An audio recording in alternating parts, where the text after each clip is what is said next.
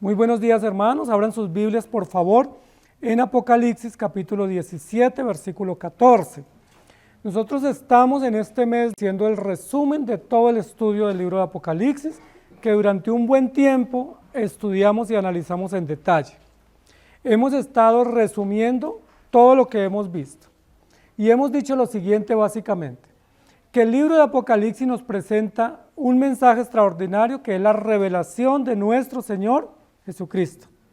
Que esa revelación estructuralmente, estilísticamente, se nos presenta a través de tres grandes series, que son las tres series principales del libro de Apocalipsis, los 7 sellos, las 7 trompetas y las 7 copas. Pero esas tres series están en medio de un prólogo, que es una introducción o un preámbulo, y luego al final, después de la tercera serie, tenemos un epílogo. Entonces tendríamos una estructura del libro de la siguiente manera: un prólogo o introducción, que tiene que ver con las 7 iglesias, los receptores, destinatarios del mensaje. Luego 3 series grandes o gruesas del libro, robustas, que son los 7 sellos, las 7 trompetas y las 7 copas. Y luego un epílogo o un desenlace final de la historia. ¿Sí me hago entender? Entonces vamos a ponerle una palabra a cada uno de esos tópicos para que nos quede bien el resumen. Entonces el preámbulo o el prólogo, pongámosle una palabra: recibir. Es decir, los creyentes o la iglesia tiene que recibir ese mensaje. Juan lo recibe y lo escribe, pero las 7 iglesias son receptoras de ese mensaje. Entonces, preámbulo, recibir. Luego viene la primera serie principal, que es los 7 sellos. Los 7 sellos tienen que ver con creer. Entonces, primer serie, los 7 sellos, creer. Recibir, creer. ¿Estamos de acuerdo? ¿Creer qué? Creer el mensaje de los 7 sellos, que dijimos que es la base legal o el pacto eterno de redención o el decreto eterno que fue expuesto, que fue dejado por escrito, y es necesario que lo creamos, no solo que lo recibamos y lo aceptemos, sino que lo creamos y confiemos en él. La segunda serie es la serie de los 7 sonidos o las 7 trompetas, ¿sí? O los 7 llamados o anuncios. A esa serie le vamos a poner una palabra al lado y es proclamar o predicar. Predicar, porque las 7 trompetas son los 7 llamados que Dios hace a los testigos o a sus mensajeros o a la iglesia militante para que predique. No importa si reciben o no, no importa si la gente quiere escuchar o no, eso no nos debe interesar. Lo único que nos debe interesar es que Dios nos dio la orden de predicar y tenemos que predicar a tiempo y fuera de tiempo. Nos escuchen o no, haya resultados o no, les guste o no lo que digamos, eso no nos interesa. Lo que nos interesa es que debemos predicar. Entonces llevamos 3 palabras: recibir, creer, predicar. ¿Estamos de acuerdo? Y vamos hoy con la que nos corresponde, que es la tercera serie, que es la serie de las 7 copas de la ira de Dios. Las 7 copas de la ira de Dios, basadas en los capítulos 16 en adelante del libro de Job, del libro de Apocalipsis. Entonces vamos allí.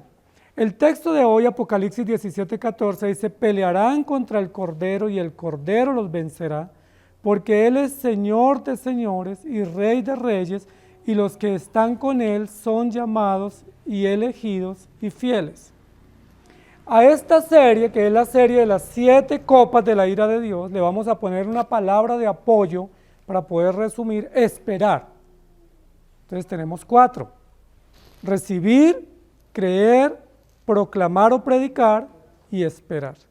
Y la próxima, que es el epílogo del próximo domingo, la palabra es disfrutar.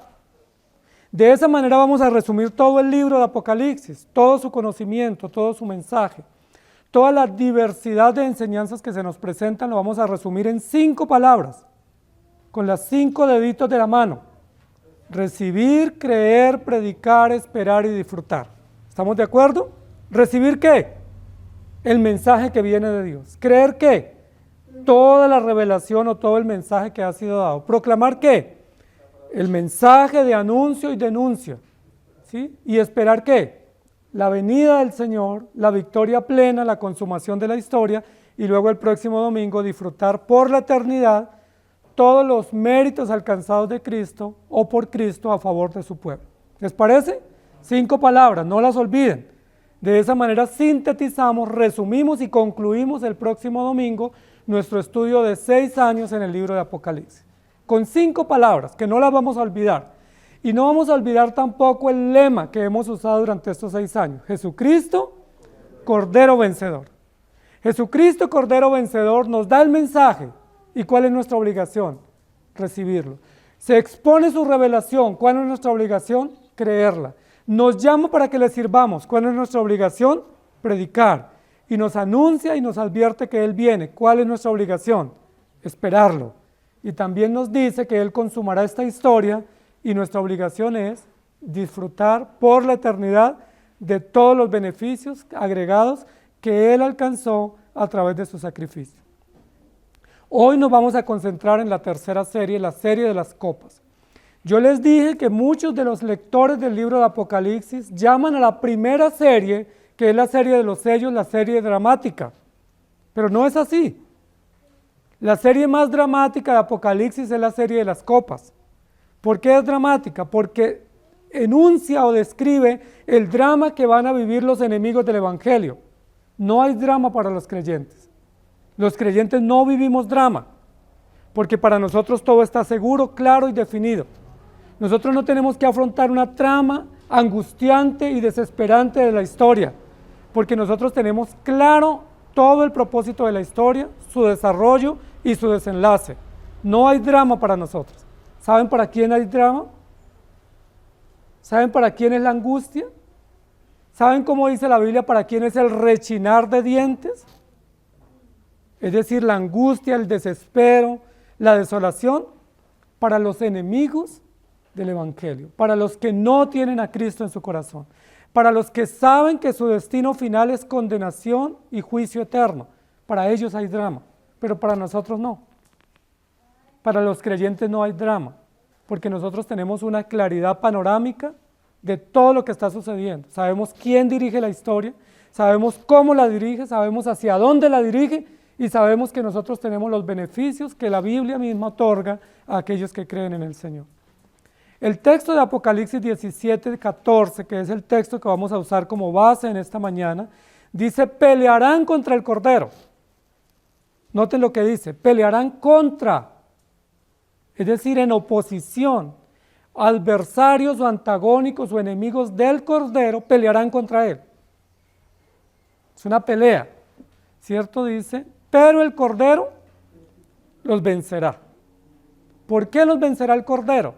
Porque Él es Señor de señores y Rey de reyes, y aquellos que están con Él disfrutarán de su victoria, o disfrutarán de la derrota de Satanás, y ellos son llamados elegidos y fieles.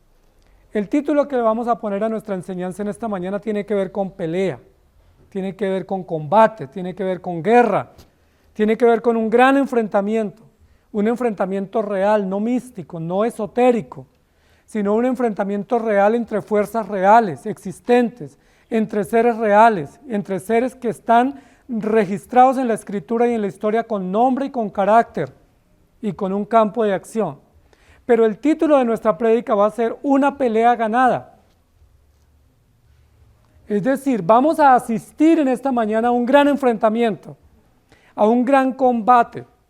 Pero cuando nos sentamos nosotros a participar de ese gran combate, no vamos con la angustia de pensar si vamos a ganar o perder. Vamos con la seguridad, con la garantía que esa pelea, la cual vamos a presenciar, que esa pelea que va a tener o la cual va a enfrentar el Cordero, el Hijo de Dios, contra los enemigos de Él y de la iglesia, está plena y anticipadamente asegurada. Es decir, es una pelea ganada. Y saben, nosotros vamos a participar allí, no como espectadores. Aquí dice la Escritura que vamos a participar como llamados y como testigos, y como elocuentes testigos y observadores de todo lo que va a estar aconteciendo en el desarrollo de esta pelea.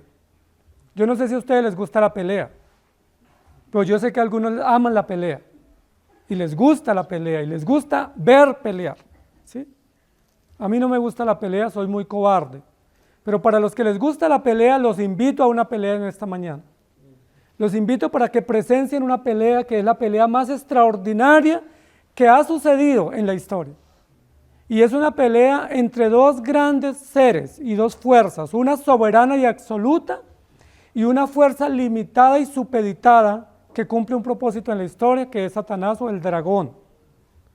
Pero a este dragón se van a unir muchos, porque siempre los enemigos de Dios tienen muchos aliados. Los enemigos de Dios y los rebeldes y los que son peleadores siempre tienen quienes los ovacionen y los animen y les den coraje para la pelea. Nosotros nos encontramos en esta trama, en este drama de la serie de las copas, 4 personajes principales que antagonizan o rivalizan contra el Cordero, el Hijo de Dios. 4 grandes fuerzas reales, no místicas, no ideológicas. Esas 4 fuerzas la Biblia las describe muy claramente en el libro de Apocalipsis desde el capítulo 12 o 11 en adelante. Esas 4 fuerzas o 4 seres son el dragón, el primer protagonista de esta pelea donde contiende contra el Cordero. El segundo es la bestia, una bestia enorme, descomunal, terrorífica. El tercer enemigo es un falso profeta que se presenta como aliado político de esta bestia política y militar. Y el cuarto ser que aparece en contra del Cordero en Apocalipsis se llama la fornicaria o la ramera, ¿sí? O la mujer engañosa, o como lo dijimos aquí, la Biblia también lo demuestra, es una bruja peligrosa, una prostituta engañadora. 4 enemigos tiene el Cordero, todos de alta monta, ¿sí? De buena talla, todos muy hábiles para enfrentar. La manera para ellos enfrentar al Cordero es con engaño, con falacias, con ideologías, con armas, con engaño y con falsedad. La manera como ellos van a ir contra el Cordero es para intentar derrotarlo bajo todos los momentos de la historia y para pretender ganar, pero siempre van a ir con engaño. Porque Satanás no vino sino para hurtar, matar y destruir. Y el carácter de él desde el comienzo es el engañador. La Biblia no lo llama solamente el dragón, porque el dragón pues nos infundiría temor, pero no sabríamos su carácter. Simplemente esa palabra diría, pues debe ser un personaje grande, fuerte, terrorífico, de cara fea, que me asusta. Pero la Biblia no solamente lo presenta como el gran dragón, lo presenta como el adversario para definir su carácter, lo presenta como el mentiroso para definir su moral, lo presenta como el engañador y el acusador que de día y de noche no descansa en acusar a los escogidos de Dios. La Biblia lo presenta como un gran enemigo o adversario de Dios y de su pueblo. Y ese es el primer personaje que salta a la escena en el libro de Apocalipsis. Un dragón descomunal, primero que va a participar de esa pelea. Un dragón. Pero miren lo interesante cómo vienen los enemigos. Los enemigos siempre vienen en gavilla y siempre se unen y se confabulan, como dice el Salmo número 1, en una mesa de escarnecedores o en una silla de escarnecedores para programar y planear cómo atacar al aparentemente indefenso Cordero, Hijo de Dios. Este dragón, aunque se cree fuerte y grande y tiene una cola enorme que arrastra cantidades de seres, y que puede impactar enormemente en la sociedad, no se va a presentar solo en esta escena. Este dragón va a convocar quien lo acompañe y quien le ayude en la pelea. ¿Y a quién es el primero que llama para que se alíe con él? Una gran bestia. Dice la Biblia que esa bestia es enorme, con cabezas, con cachos, con diademas, con mucha fuerza en sus patas, en su cola, en su hocico, y que es una bestia terrorífica. ¿Sí? Que implica imperios, implica gobiernos, implica fuerza política, militar, implica fuerza jurídica también, de legislación, pero es una bestia descomunal. La Biblia lo describe y nos aterroriza nomás cuando nos hace la descripción, porque la Biblia no exagera, simplemente presenta la verdad como es.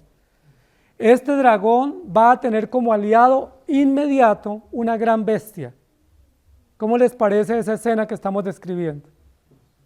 Sale el dragón, reúne una bestia terrorífica que lo acompañe, pero luego se hace amigo y compañero de una segunda bestia. Y es una segunda bestia que tiene apariencia de nobleza, apariencia de pasividad, apariencia de compasión. Es toda una caricatura o una apología a la piedad y a la tranquilidad. Es una bestia muy, muy peligrosa. Por lo menos la primera muestra lo que es, porque sale con cachos y cabezas y fuerza, y uno sabe quién está enfrentando. Pero esta segunda bestia se camufla, se mimetiza en medio de sistemas religiosos, habla suave, habla bonito, parece dócil, dice que tiene apariencia de cordero, pero no es cordero. Es una bestia que la Biblia lo describe no como una bestia solamente, sino que la Biblia expone el carácter de este ser, y el carácter es el falso profeta. Es un falso profeta. Para que no vayamos a pensar que estamos hablando simplemente de unos seres mitológicos, o unos seres imaginarios, o unos seres descriptivos de manera gráfica para que podamos entender. No, la Biblia no describe solamente metáforas, la Biblia describe el carácter de estos personajes. Y el carácter de este tercer ser es falso. Es decir, ¿con quién se va a enfrentar el Cordero? ¿Con el engañador, con el dominador y con el falso? ¿Cómo ven la tríada de estos tres personajes que se enfrentan contra el Cordero? El primero es el engañador y acusador, el segundo es un gran dominador e invasor, y el tercero es un falso. Pero tenemos un cuarto personaje que se une, que se confabula, que se alía contra esta comunidad mala y perversa para ir contra el Cordero. La Biblia lo describe como una mujer en Apocalipsis capítulo 16 y 17, y lo llama una mujer fornicaria, o una mujer ramera, o una mujer prostituida, pero también dice que es una mujer alcohólica, y que es una mujer de placeres, y es una mujer seductora, y lo describe como una mujer engañadora, falsa, perversa en todo el sentido, y pudiéramos describirlo como todo el sistema de engaño y de impiedad. Cuatro seres, ¿contra quién se van a enfrentar? Contra el Cordero. Uno diría simplemente como espectador, el Cordero está derrotado, porque no hay nada que hacer, porque es un indefenso, humilde y sencillo Cordero, para enfrentar semejantes entidades de maldad, semejantes entidades de engaño, de perversión, con todas las herramientas de confusión y de perversión para poder atacar, sin ningún tipo de reglas para poder actuar. Ustedes saben que siempre que hay una pelea debe haber una regla. Por ejemplo, si es un combate de boxeo, ¿sí? O otro tipo de lucha libre, tiene que haber unas reglas, unas normas que las tienen que respetar los contendores. Los dos tienen que ir equilibrados en peso, en entrenamiento, en títulos adquiridos, para que haya realmente una pelea equilibrada, ¿sí? Para que haya un combate atractivo para los espectadores, y por eso la gente apuesta y la gente alquila un lugar en la gradería para poder ver esa gran pelea. Pero esta pelea uno dice, ¿yo iría a verla? No, ya está derrotado el Cordero. Porque hay cuatro entidades muy grandes, muy poderosas, fuertes, malévolas. No hay regla que ellos respeten. No hay ningún principio al cual ellos se sometan para este combate. Simple y llanamente, su único objetivo es destruir al Cordero de Dios. La pregunta es, ¿desde cuándo estas entidades están en contra del Cordero? ¿Cuándo nos damos cuenta que el Cordero tiene unos sendos enemigos? ¿Desde cuándo lo sabemos? Desde el comienzo de la historia. Desde el comienzo de la historia, en los mismos rollos que están sellados, se nos advierte que hay unos enemigos, que el Cordero tiene enemigos, y que los enemigos del Cordero son feroces y diabólicos, que son destructivos y muy fructíferos en sus resultados terrenales, es decir, han tenido muchas ganancias, han logrado llamar a gran parte de la población, han logrado seducir a muchos, pero que las armas de combate son la falsedad, falsa acusación, falso testimonio, muerte, crueldad, destrucción, engaño y seducción. Esas son las armas con las cuales combaten estos enemigos. y siguen combatiendo, ¿no? Porque todavía están presentes en la historia. Siguen combatiendo con falacias, con ideologías, con engaño, en todo el sentido del término, con mucha imposición y dominio político, militar y con mucha falsedad. Este ser o estos seres que se presentan aquí en la escena para ir contra el Cordero, se presentaron también en el Edén. ¿Recuerdan? Dice la Biblia, más la serpiente era más astuta, es decir, más mala, más perversa, más sutil en su engaño, más venenosa, que a sangre fría no tenía reparo en engañar o en seducir o en interponerse en unos planes soberanos.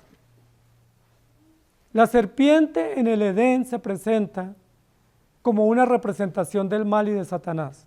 La serpiente es real, lo que dijo es real, lo que hizo y pretendió hacer es real, es decir, no es un mito como algunos nos han hecho creer, que el mal es una cuestión abstracta. No, el mal no es abstracto, el mal es real. El mal no es una ideología o una esencia, el mal está registrado en la Escritura en la esencia de Satanás.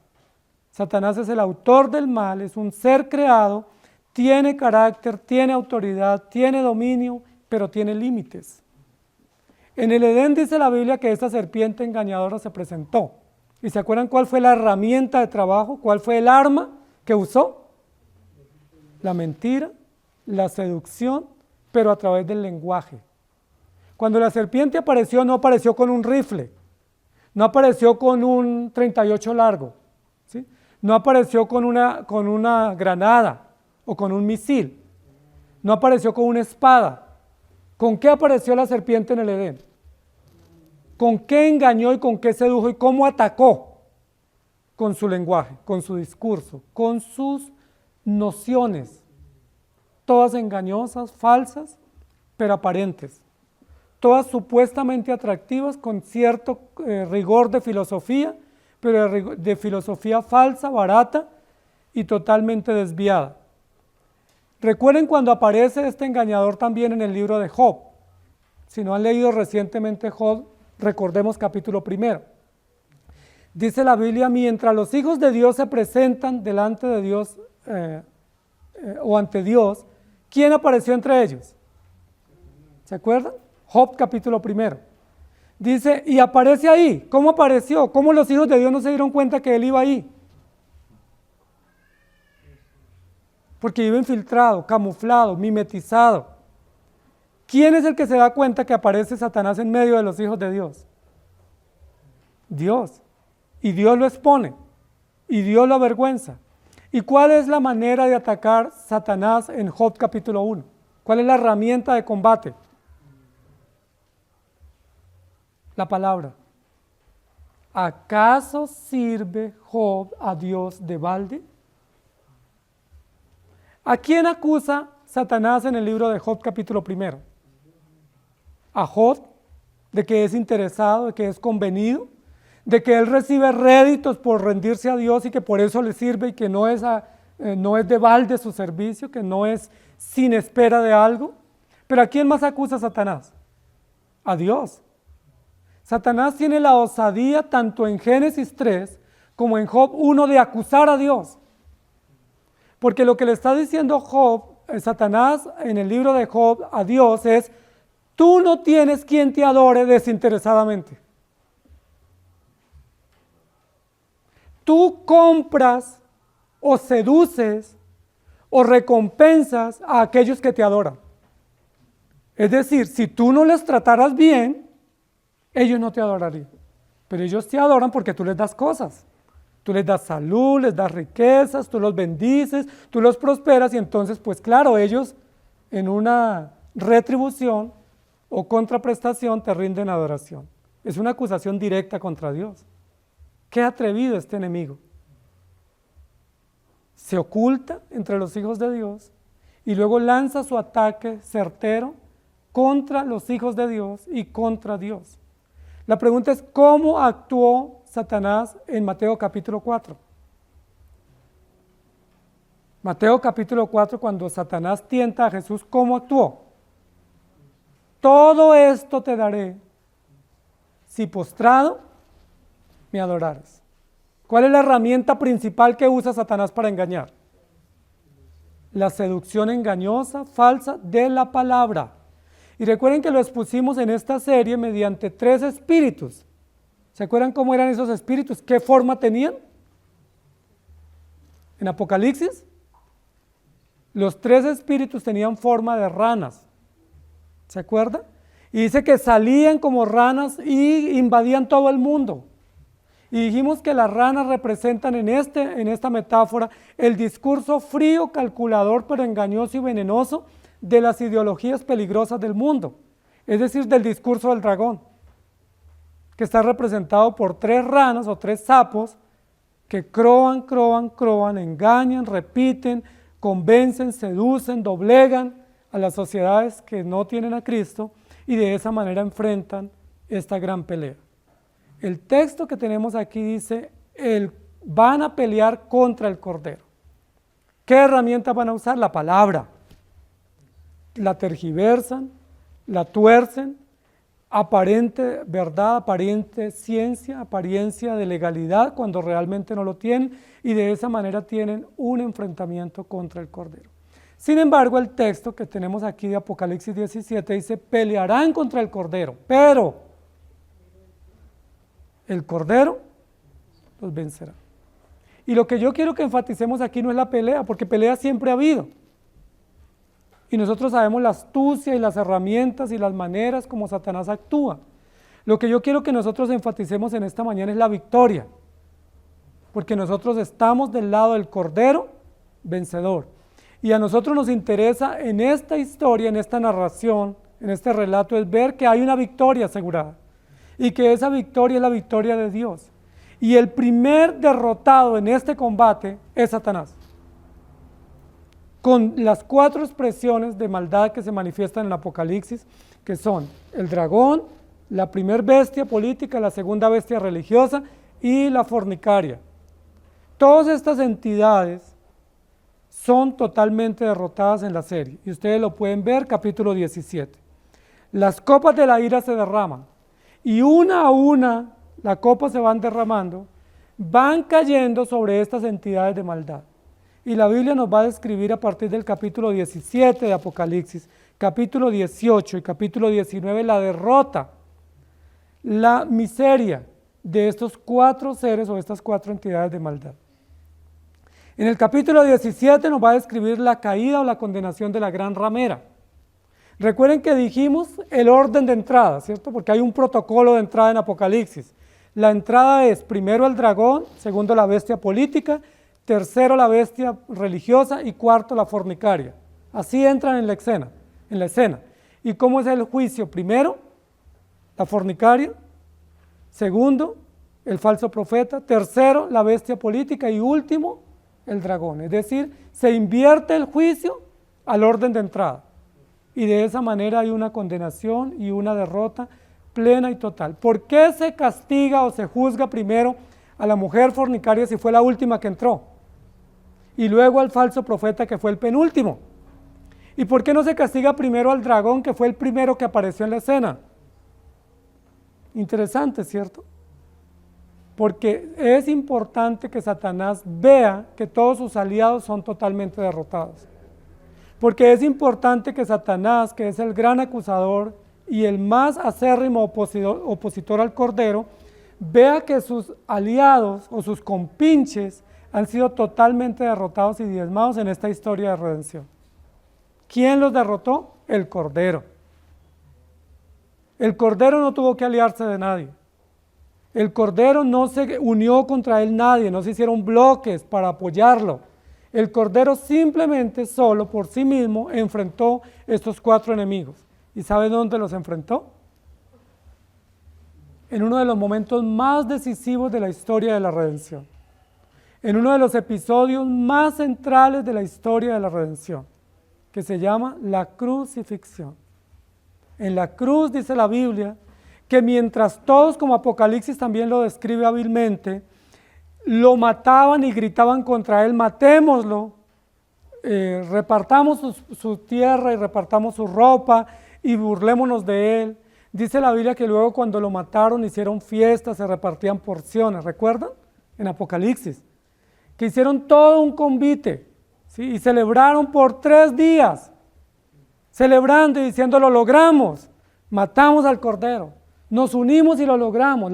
El pueblo unido no sale derrotado. Si nos unimos, lo logramos derrotar. ¿Derrotar qué? El bien, derrotar la justicia, derrotar la salvación y derrotar al Hijo de Dios. La pregunta que nos tenemos que plantear para meditación es, ¿realmente podrán derrotar al Hijo de Dios algún día?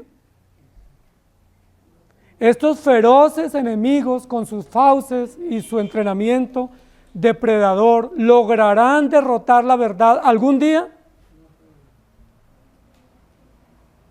Estos enconados enemigos del pueblo de Dios, ¿lograrán derrotar al pueblo de Dios algún día? Ustedes y yo tenemos la respuesta. Y la respuesta la tenemos en la misma escritura, en el mismo rollo, en la misma revelación. Pelearán contra el Cordero, pero el Cordero vencerá. ¿Cuántas veces vencerá? Siempre. Siempre los derrotará. Nunca podrán prevalecer. Nunca podrán tener por lo menos un punto a favor. Siempre terminarán derrotados y vencidos porque el Cordero, el Hijo de Dios, es vencedor por excelencia. Es el Cordero poderoso. Es el Santo Hijo de Dios que se hizo hombre para vivir entre nosotros y para demostrar su poder y su victoria contra todas las entidades del mal. Es muy interesante lo que acontece en Mateo capítulo 22 en adelante, porque a partir del capítulo 22, cuando Jesús entra triunfalmente en Jerusalén, primero la multitud lo recibe ovacionado, porque piensan que va a ser su nuevo gobernante político, pero 4 días después se dan cuenta que no va a ser su nuevo gobernante político, que simple y llanamente se va a dejar entregar y va a ir a la cruz como un vicario, como un cordero indefenso. Y entonces esa misma multitud que dijo, Hosana, Hosana, el Hijo de David, también gritaron 4 días después, crucifícale, crucifícale sin piedad.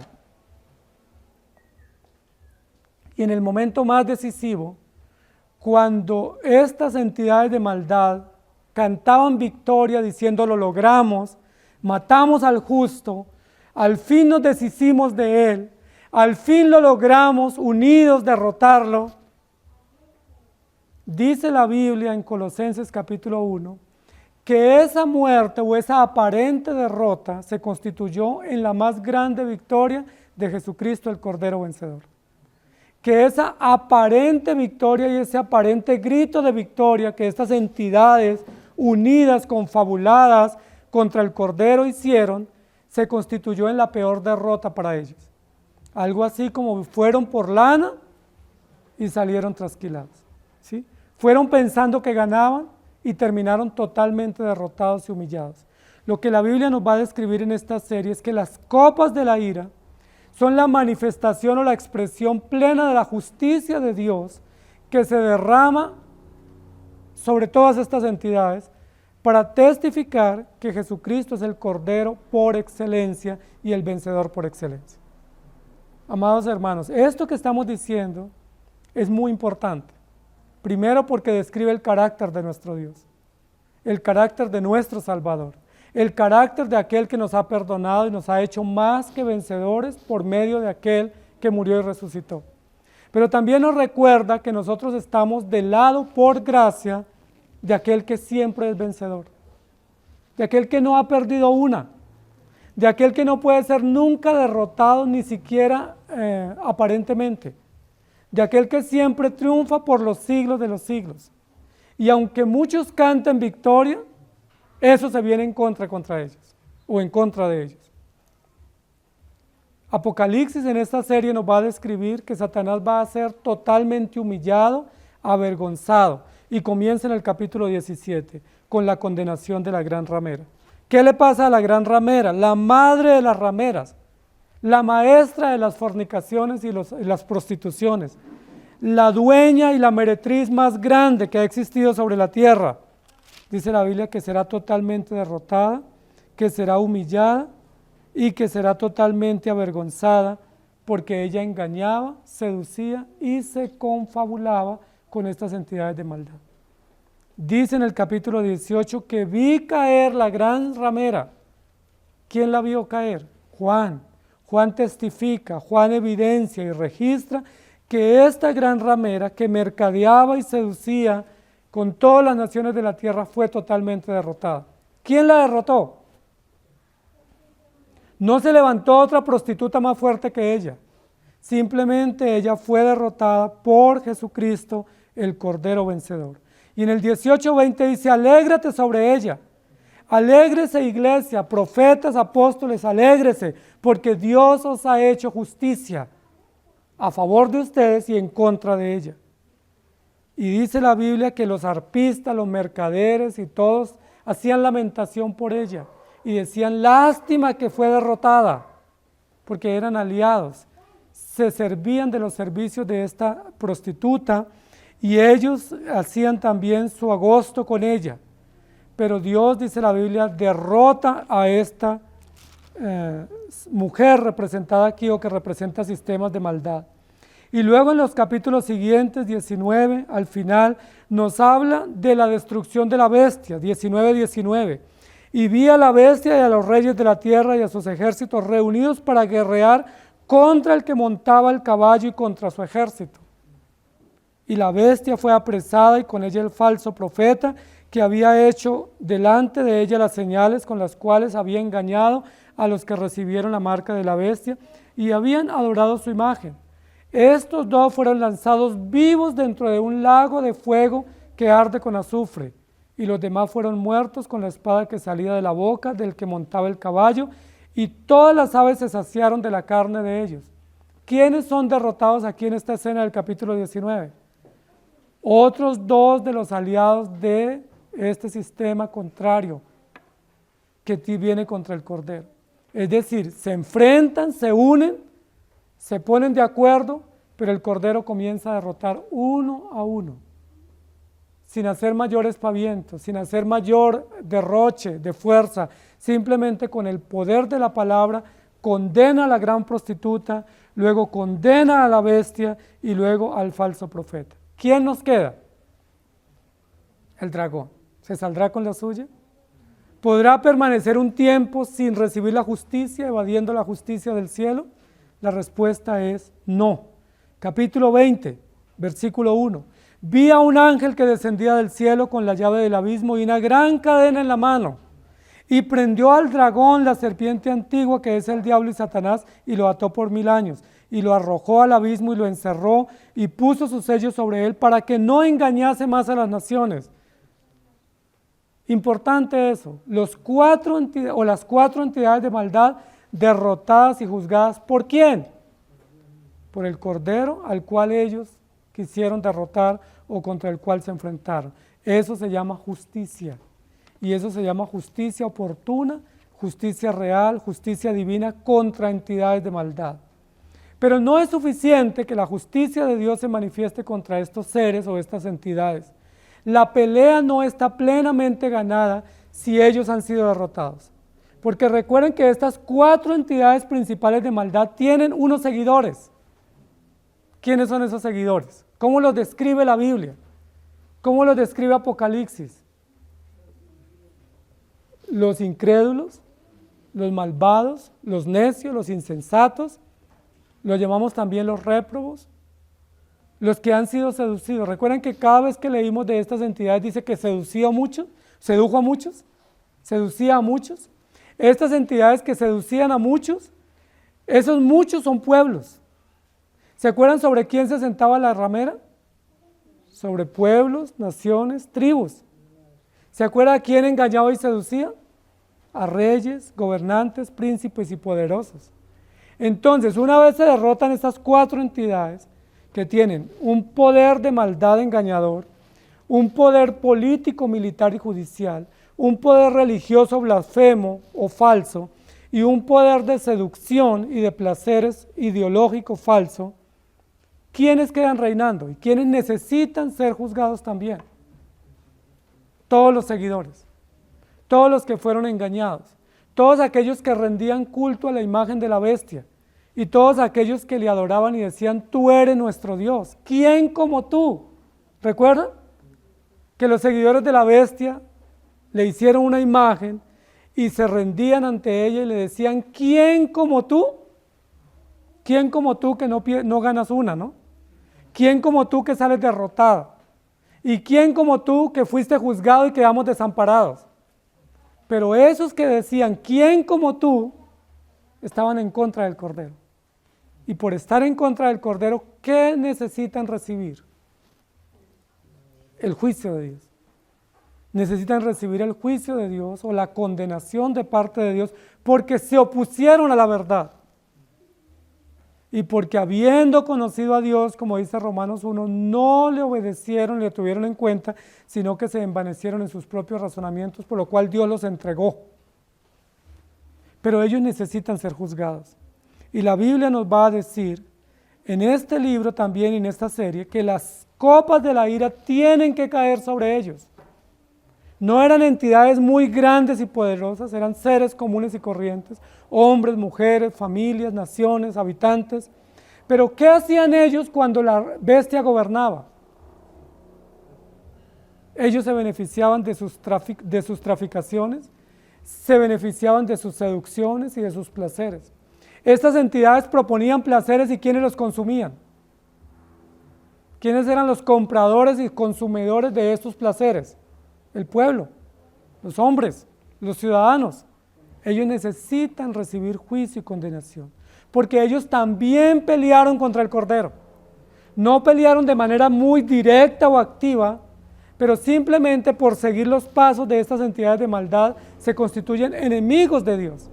La Biblia dice que aquel que no cree en Cristo es enemigo de Cristo y necesita ser juzgado. Alguien pudiera decir, no, pero yo no hice nada malo. Yo simplemente creí en la bestia. Yo simplemente fui víctima de la bestia y víctima de la fornicaria. Pero ¿qué dice el Evangelio? Son plenamente responsables de haber obrado contra Dios, porque nadie los obligó a ir en contra de Dios. Ellos de su propia concupiscencia, de su propia condición natural, rebelde y necia, decidieron por sí mismos, conscientes, responsables, voluntariamente, ir contra Cristo. Lo que la Biblia nos va a decir es que no hay nadie que tenga excusa ante el Cordero de Dios. Nadie pudiera decir yo no sabía, nadie pudiera decir fui víctima de, alguien me engañó o me sedujo, nadie. Todos plenamente responsables, todos totalmente conscientes de su maldad y su rebeldía, tendrán que comparecer. La pregunta es, ¿cuál es el resultado que van a tener estas poblaciones o estas comunidades que se han levantado contra Dios y han adorado a la bestia y se han beneficiado de su idolatría y sus placeres? ¿Cuál es el merecido para ellos? ¿Cuál es el premio que van a recibir al final del día? Recuerden que cuando la Biblia dice, he aquí vengo pronto y mi galardón conmigo, ¿recuerda de quiénes está hablando? De los incrédulos. No está hablando de los creyentes. Yo voy pronto y llevo mi galardón, es decir, mi caja de premios, mi caja para pagarle el salario que cada uno se merece. Si voy con la valija para pagar y darle a cada uno lo que se merece. ¿Qué se merece el dragón? Juicio y condenación. ¿Qué se merece el falso profeta y la bestia? Juicio y condenación. ¿Qué se merece la gran fornicaria? Juicio y condenación. ¿Y ahora qué merecen los seguidores de ellos? Juicio y condenación. Cada uno su merecido, cada uno la copa de la ira, del dolor indescriptible, del día más horrible para ellos, que va a ser un día eterno, una noche interminable. Y dice la Biblia que cuando eso sucede, cuando ese día llegue para ellos, reyes, gobernantes, príncipes, comerciantes, académicos, jueces, militares y ciudadanos del común, ¿recuerdan qué van a decir? No clamarán a Dios. ¿Saben a quién le van a clamar? A las piedras y a las rocas y a las cavernas. No le clamarán a Dios, no se rendirán ni aún en el último momento. ni en el último momento mostrarán docilidad, sino rebeldía y contrariarán al Cordero. Porque en el último momento deberían rendirse y decir, ten piedad de mí. Pero el único clamor lo elevan contra las piedras y las cavernas y les dicen, caigan sobre nosotros y cúbranos y aléjenos de la ira de aquel. ¿Y quién es aquel? Nuestro Dios, nuestro Señor, el Cordero, el Hijo de Dios. Dice la Biblia que en ese día final ellos correrán, huirán, pero no hacia Dios, sino de Dios como lo han hecho todo el tiempo. Buscarán escondites, como siempre han buscado desde Génesis 3 el hombre, escondites. Buscarán huir y alejarse de la ira que viene, pero es imposible, porque la Biblia dice que donde ellos estén, Dios los alcanzará y su ira será derramada terriblemente sobre ellos. Es interesante cómo esta serie describe el juicio de Dios. ¿Por qué hay tanta severidad en el juicio de Dios contra estos hombres y mujeres? Uno diría, no es justo, es muy cruel. ¿Sí? No es justo que se levante Dios de una manera tan sanguinaria contra ellos. La respuesta que nosotros decimos es justo. ¿Saben por qué? Porque durante 6,000 años se han opuesto a Dios. Durante 6,000 años se han venido contra Dios. Durante 6,000 años han vivido sin Dios y sin ley y se han deleitado en sus propios placeres. Porque han despreciado la verdad. Porque han perseguido no solamente a Dios, sino a los hijos de Dios. Porque han engañado, han seducido. Porque han vivido por su propia cuenta y para sus propios fines. Es justo, es muy meritorio el juicio para ellos. Por eso el Evangelio dice, yo voy con mi galardón para ellos, con lo que merecen. ¿Qué es lo que merecen? Las obras. Si se exponen todas las obras de ellos, ¿cuál es el premio para ellos? ¿Cuál es el trofeo? El resultado, ¿cuál es la paga? La Biblia dice que solo hay una paga común y es juicio y condenación, porque vivieron apartados de Dios. Y la Biblia lo describe en Mateo 25, apartados de mí, hacedores de maldad, no los conozco, no sé quién son ustedes no son mis hijos, ustedes nunca han hecho mi voluntad, apártense de mí. Por eso el texto que estamos mirando en esta mañana es muy diciente, porque dice, pelearán contra el Cordero, pero el Cordero los vencerá. ¿A quiénes? A todos los que se oponen, sean reyes, sean príncipes, sean ciudadanos comunes, cualquier persona que se opone contra Dios, el Cordero los vencerá. Es una pelea ganada, es una pelea garantizada, la victoria para el Cordero Hijo de Dios, porque ellos han engañado sin piedad. Y eso también es evangelio. La condenación para el impío también es evangelio. Eso también es buena nueva. Porque a veces pensamos que buena nueva es perdón y vida eterna, pero buena nueva también es juicio y condenación. Sería terrible que la buena nueva solo fuera salvación y que los impíos quedaran inmunes. Esa impunidad no tiene nada que ver con la justicia, ni con el evangelio, ni con el carácter del Señor. Por el contrario, que haya condenación, eso es buena nueva. ¿Para quién? Para los creyentes. Porque dice la Biblia, han muerto aquellos que te perseguían, aquellos que querían la guerra y que querían destruirte, yo los he destruido, los he vencido en tu lugar y ustedes deleítense en mí. Es necesario que haya juicio y condenación contra los impíos. Sería muy injusto que aquellos que se han burlado de Dios y de su iglesia durante tanto tiempo, que aquellos que legislan en contra de la moral bíblica, que aquellos que van contra los creyentes, no les pase nada. Eso sería injusto. Pero lo más justo y la buena nueva es que ellos serán juzgados y que al final del día ellos recibirán su paga por lo que obraron, por lo que trabajaron, por lo cual se esforzaron. Y ellos se esforzaron por vivir para sí mismos, reciben la paga justa del cielo y es la condenación. Pelearán contra el Cordero y el Cordero los vencerá. Llevamos 2 derrotas en serie. La derrota de estas 4 entidades de maldad que se oponen al Cordero desde siempre y la derrota de toda la multitud de seguidores de estas entidades de maldad que también se beneficiaron del engaño y también traficaron y también sacaron su lucro de estos hechos.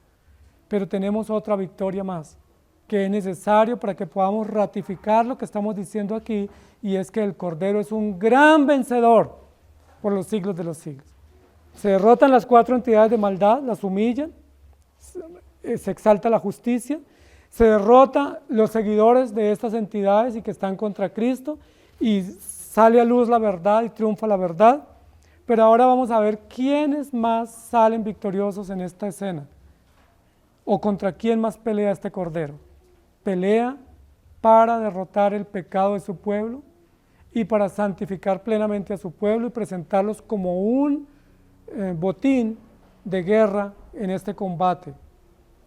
Es decir, la pelea también tiene que ver una pelea que Cristo realiza a favor de su pueblo para lograr aplicar todos los efectos redentivos en su pueblo, que es santidad, perfección, justicia, verdad y corrección. Todo esto tiene que ser plenamente aplicado. Y por eso la Biblia dice que permite aún contradicciones y tribulaciones para saber quiénes son aprobados.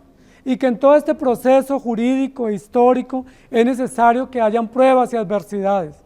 Y es necesario que Él presente delante del Padre una iglesia sin mancha y sin arruga.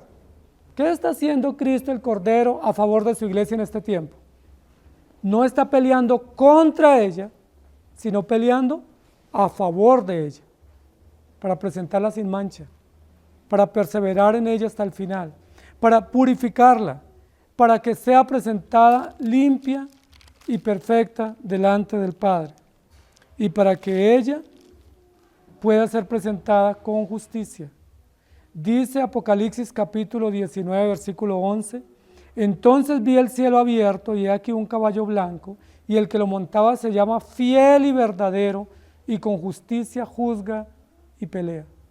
Jesucristo también pelea por nosotros. Pelea contra los enemigos nuestros y de Dios, pero también pelea a favor nuestro. Y lo podemos ver en Génesis capítulo 3. Es un episodio de victoria de Cristo a favor de sus hijos.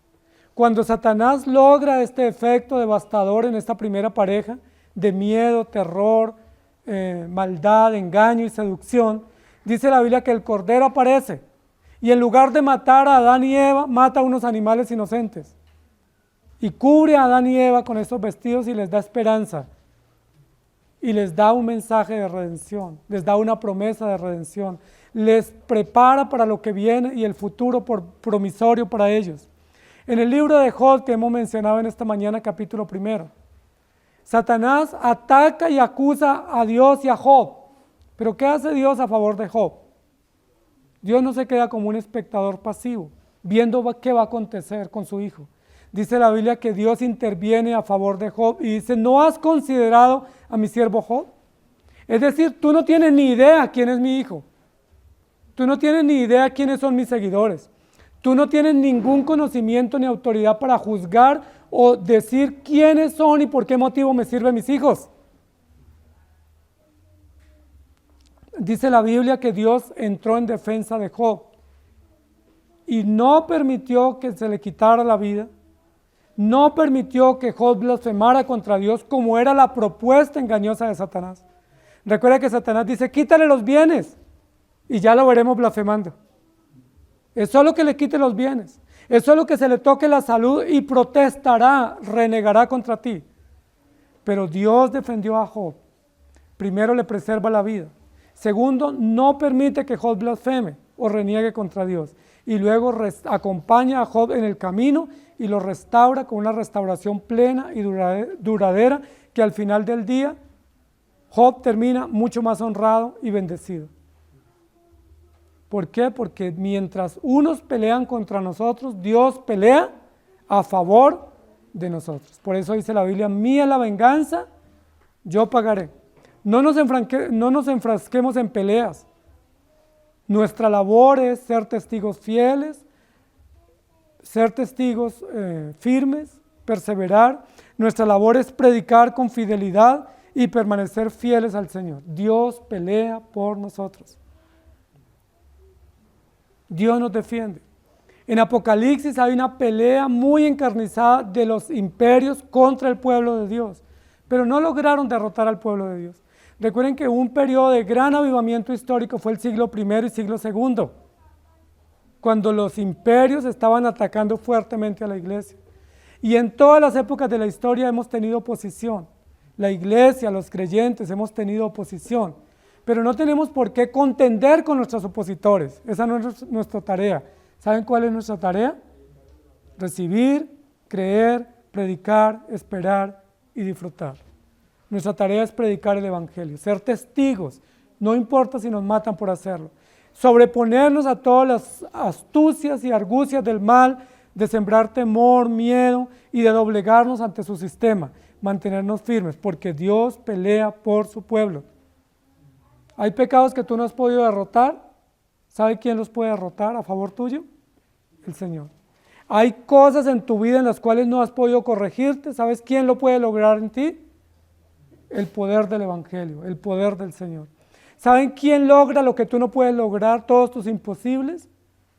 El sabio Dios, el perfecto Señor, el pastor de su pueblo, que pelea por nosotros y que nos saca siempre victoriosos. El mundo quiere ver a la iglesia derrotada. El mundo quiere ver que la moral nuestra, que es la moral perfecta y estable, sea derrotada. Pero ¿sabe quiénes salen derrotados? Ellos mismos, son víctimas de su propio invento, porque nunca la iglesia ha sido derrotada. En 6,000 años de historia, los creyentes nunca han tenido un día de derrota. ¿Saben por qué?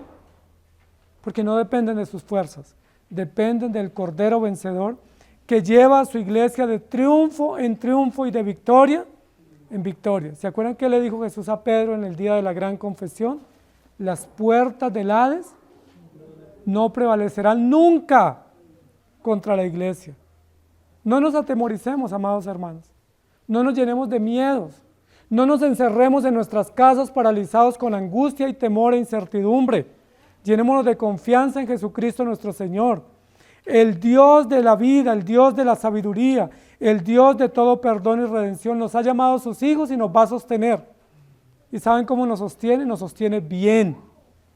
Dios nunca ha sostenido a un hijo en miseria o en terror. Siempre nos ha sostenido en paz, en esperanza y en provisión abundante. ¿Por qué? Porque Dios es fiel. Ese es el Dios que tenemos. Es un Padre bueno y justo.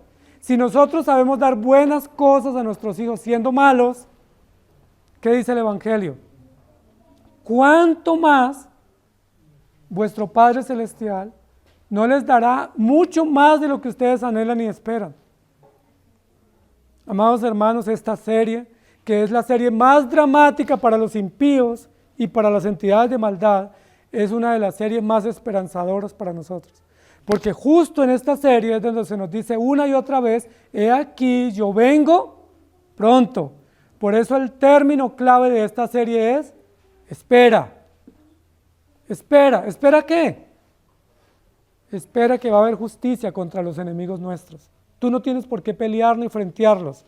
Tú simplemente tienes que esperar y ver la derrota de ellos, cómo sucumben ante Dios y ante la iglesia. ¿Qué más tenemos que esperar? Que plenamente la iglesia será glorificada. Y esperamos cielos nuevos y tierra nueva.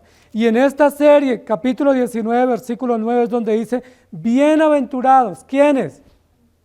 Los que están a favor del Cordero, los que han sido guardados y elegidos y preservados, porque ellos por su fidelidad y la perseverancia que Cristo ha obrado en ellos, reciben la bienvenida a la cena de las bodas del Cordero. Bienvenidos los que son invitados a la cena de las bodas del Cordero, y el mismo texto 9 dice, estas palabras son verdaderas de Dios, o son fieles y verdaderas. Amados hermanos, esta gran serie es una pelea ganada, ganada a favor del Cordero, ganada a favor de la iglesia y ganada contra los enemigos históricos y emblemáticos de la iglesia. ¿Hay esperanza para nosotros? ¿Es una razón para seguir adelante? Recuerden que la acción nuestra es esperar, esperar que Dios está en control. Dios sigue en control, no importa lo que suceda. Cuando uno mira las noticias son aterradoras. Las noticias son terriblemente llenas de dolor, de angustia y de desespero. Casi que uno mira las noticias y se llena de angustia, se enferma. Solo muertes, secuestro, malas noticias, malas realidades, corrupción. Pero cuando vemos el Evangelio, ¿qué encontramos? Esperanza, gozo, tranquilidad, vida eterna, garantía segura que viene no de méritos nuestros, no de ninguna obra nuestra, sino a través del Cordero vencedor. Y el texto que tenemos hoy de apoyo dice, porque Él es Señor de señores y Rey de reyes. ¿Y Él es quién? Él es nuestro Señor y nuestro Rey. Pero también dice, los que están con Él, porque no está solo el Cordero, porque el Cordero también tiene quien lo alabe, quien lo honre y quien lo reconozca, porque el Cordero también tiene un fruto de su trabajo que es la iglesia, o tiene un botín de esta pelea que es su pueblo, sus elegidos. Dice, los que están con Él han sido llamados elegidos y fieles. Miren lo interesante, mire cómo Dios nomina a sus hijos. No nos llama ricos, empresarios, magnates, ¿cómo nos llama? Elegidos y fieles, sostenidos por el poder de Dios. Esta es una pelea ganada, amados hermanos. La pelea que usted tiene en su propia vida contra el pecado, contra el mal, contra Satanás, contra el engaño, les quiero decir lo siguiente, es una pelea ganada. Es una pelea segura, ganada por Jesucristo, el Cordero vencedor. Y esa es la gran esperanza. Muy pronto estaremos con el Señor, lo cual es muchísimo mejor, y disfrutaremos lo que vamos a hablar el próximo domingo. Que el Señor nos ayude. Amado Dios, gracias te damos por tu palabra. Gracias por recordarnos que aunque estamos en medio de un conflicto y aunque estamos en medio de unas fuerzas de maldad y de unas huestes de maldad que no ignoramos, nosotros tenemos la victoria en Cristo Jesús. Somos más que vencedores. No hay ningún temor ni ninguna angustia. No hay ninguna incertidumbre de que pudiésemos fracasar mañana en la fe. No hay ningún indicio de que pasado mañana pudiéramos perder lo que hoy profesamos. Porque la salvación es segura y pertenece a ti, y porque todas las áreas del combate están en control tuyo. Tú estás al frente de pelea y tú eres nuestro vencedor. De hecho, nosotros estamos en tus manos, sostenidos y aguardando la plena victoria que ya tú nos has asegurado. Como dice el Evangelio, como dijo el apóstol Pablo, solo nos espera la corona de vida que tú has preservado a aquellos que te aman. Gracias, Señor, muchas gracias. Tenemos tantos enemigos, el diablo, el mundo, nuestro propio corazón, nuestra propia carne, otros enemigos gratuitos a veces que tenemos, pero gracias porque tú eres nuestro vencedor. No hay ningún temor a la derrota porque tú estás con nosotros. Hacemos parte del ejército celestial, reinamos y reinaremos contigo. Tú eres nuestro Rey, nuestro Señor, y tú nos has llamado elegidos y fieles para ti, para tu gloria. Por eso te alabamos, por eso te honramos, y por eso no estamos en drama, sino en victoria. Disfrutamos ya los albores del paraíso eterno en tu presencia contigo por la eternidad. Gracias en Cristo Jesús. Amén. Que el Señor les bendiga, queridos hermanos.